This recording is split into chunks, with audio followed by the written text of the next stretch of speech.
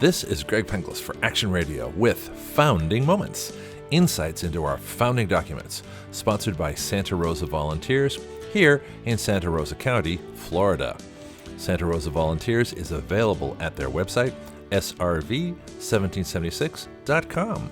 That's SRV1776.com. Anti-Federalist number 6 was written officially under the name Sentinel, which is a collaboration of writers. This one is pure genius, so much so that I hardly need to comment except to present the most brilliant passages. I encourage you to read the whole of Anti-Federalist number 6, as it is quite short, and in that brevity lies its power. It was published January 16th, 1788. It begins, "The evils of anarchy have been portrayed with all the imagery of language in the growing colors of eloquence. The affrighted mind is thence led to clasp the new Constitution as the instrument of deliverance, as the only avenue to safety and happiness. To avoid the possible and transitory evils of one extreme, it is seduced into the certain and permanent misery necessarily attendant on the other." This is a great summation of what the much longer-winded Alexander Hamilton and John Jay were trying to hide in obfuscating yet colorful language. But essentially, that's it. Adopt the Constitution as is, or it's all over. America will cease to exist as we know it. The author then posits, if it's all over, if we don't immediately embrace the Constitution, and we descend into decadence and anarchy, is that really the worst possible outcome? Continuing on, Sentinel says this: "If anarchy, therefore, were the inevitable consequence of rejecting the new Constitution, it would be infinitely better to incur it, for even then there would be at least the chance of good government rising out of the licentiousness. But to rush at once into despotism because there is a bare possibility of anarchy ensuing from the rejection, or from what is yet more visionary, the small delay that would be occasioned by a revision and correction of the proposed system of government, is so superlatively weak, so fatally blind, that it is astonishing any person of common understanding should suffer such an imposition to have the least influence on his judgment." In more modern language, stop filling the people with BS propaganda and tell the truth, because your lies aren't working.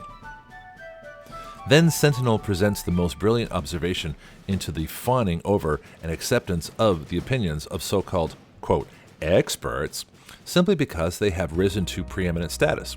And that status alone is all that is needed to justify their aims, goals, and opinions.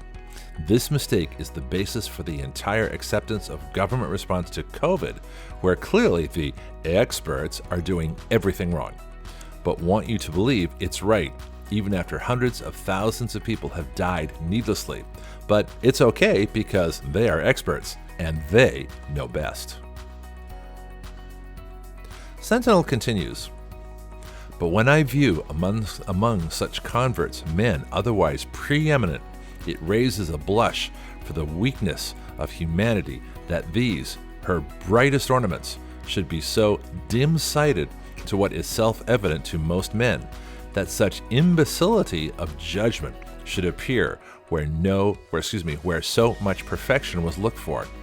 This ought to teach us to depend more on our own judgment and the nature of the case than upon the opinions of the greatest and best of men, who, from constitutional infirmities or particular situations, may sometimes view an object through a delusive medium, but the opinions of great men are more frequently the dictates of ambition or private interest."